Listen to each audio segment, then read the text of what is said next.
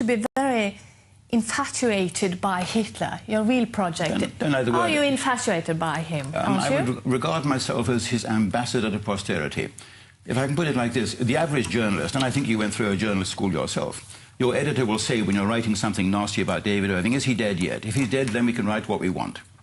My attitude as a historian is the opposite. If David Irving is dead, then we've got to be very careful what we write because he can't defend himself. And that's what I say about Adolf Hitler. So much has been written about Adolf Hitler since the end of World War II that people think they can write what they want about him. I started from the beginning with all the people who knew him, his private secretaries, his staff, the colonels, everybody who actually worked in the same room as him. And your conclusion is that Hitler was very clever? I was thinking, you said that. I don't think he was a very clever person. He was a brilliant strategist. He fought off the whole of the world, the entire armies of the world. He fought them off for 6 years, which is something George Bush didn't manage to do even in Iraq. So you have to, I mean, I think that at the end of the day, General Jodl, who was his chief strategist, was asked exactly the question, was Hitler a clever general? And Jodl says, he was a clever general, but yeah. He's the worst, he's looked upon as the worst killer of the 20th century. And your project seems to be to rehabilitate him. Yes.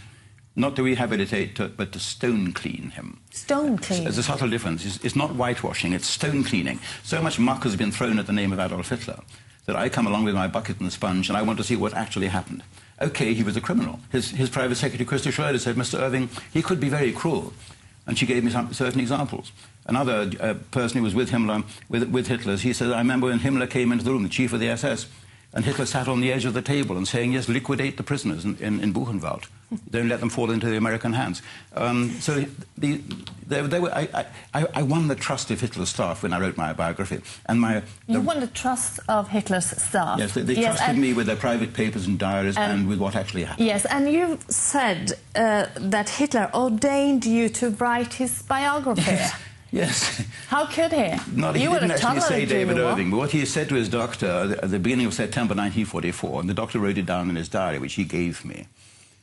He said, you know, since 1942, I've had all my conferences taken down in shorthand. And perhaps one day a British historian will come along and write my biography. But he can't be a modern historian. He's going to have to be a historian of the next generation, and one who speaks fluent German, and one who's familiar with all the country's archives. And that was... So when I telephoned this doctor and I said... There was a prophecy then. I said, Dr. Giesinger, can I come and interview you? I'm writing a biography of Hitler. He said, Herr Irving, I have been expecting you. Of course, my rivals hate this because it didn't happen to them. Did Hitler have a plan to exterminate the Jews? I don't think so. He repeatedly, when we look at original documents, genuine documents, we see Hitler stretching out his hand to stop nasty things happening to them. I'll give you one example. In April 1942, the chief of the German civil service visits the Minister of Justice. And afterwards, the Minister of Justice says, Dr. Lammers, the chief of the civil service, tells me that Hitler, the Führer, has repeatedly said he wants the final solution of the Jewish problem delayed until after the war is over. Yeah. So what you're basically saying here is that Hitler is misunderstood. He was a clever man. I love the words you use. He was the Jews' best friend.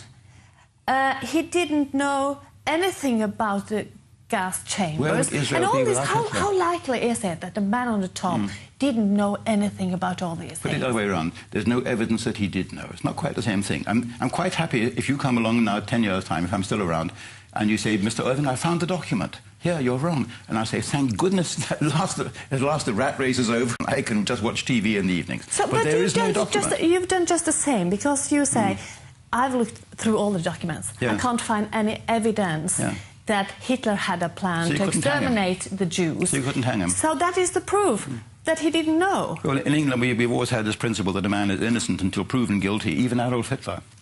And unfortunately, historians tend to forget that, and they say, oh, well, who needs proof? His name is Hitler, hang him. But I mean, how likely? If you're a historian, you've got to have better criteria. If you didn't know anything about Hitler, you heard about him, but you were not a historian, and someone came along and said that this man on the top, he was not responsible for killing 6 million Jews, because he didn't know. He was responsible because he was head of state. Constitutionally responsible. The buck stops here.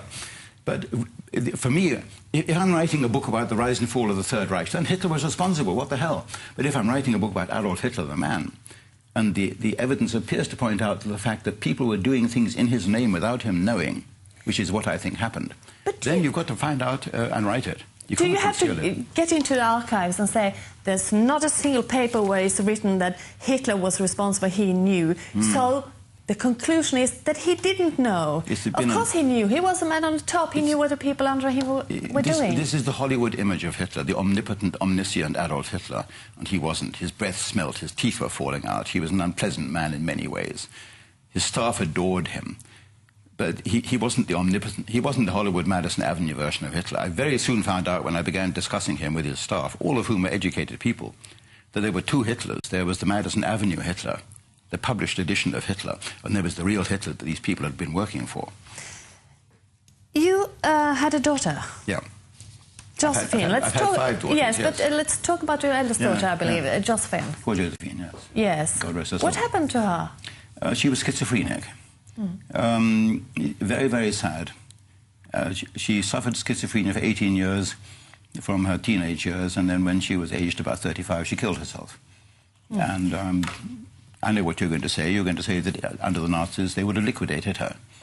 She would have been a medical misfit to the Nazis. Yes. And they would have liquidated. Yes. Yes. And my opponents, when Josephine killed herself at the end of the funeral, my opponents sent a big wreath round. A big wreath of white lilies and white roses with a little card attached, saying she had it coming to her. Effectively, it was written in camouflage language. It was the actual words were truly a merciful death, which is merciful death. Gnadentod was the German code word for euthanasia. But stonewashing, as you say, Hitler. Yes. Knowing that his theories and the practice was to kill people like your daughter, doesn't that hurt? Even there, you've got to distance yourself from your own family tragedy. And an American, a few days ago, he sent me an extraordinary photograph of Adolf Hitler, which he had signed to a cripple. And this girl had sent Adolf Hitler a poem, which she had written, and it was a poem about her life as a cripple in Germany in 1937. And Hitler was so moved by this poem that he sent her one of his most magnificent photographs, personally signed by him to her by name. So Hitler had feelings. What a surprise. Unquestioned, yes. Yes, but you won't believe that if you read the books about Adolf Hitler by other authors. But you need to know the truth, because World War II was an appalling tragedy. That was the Holocaust. And to stop these things happening, you can't go into it with a political bent. You've got to try and find out what actually happened and why. David Irving, thank you very much for coming. Thank you.